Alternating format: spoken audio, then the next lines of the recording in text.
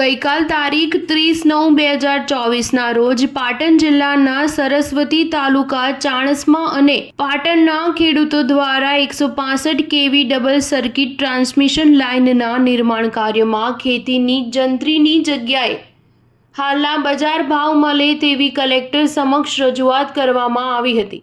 ત્યારે આજ રોજ સરસ્વતી તાલુકાના વાયડ ગામે પાવર ગ્રીડ વીજ કંપનીની દાદાગીરી સામે આવી છે। વાયડ ગામના ભરત જોશી નામના ખેડૂતના ખેતરમાં પાવર ગ્રીડ વીજ કંપનીએ જેસીબી તેમજ ટ્રેક્ટર ચલાવ્યા હતા।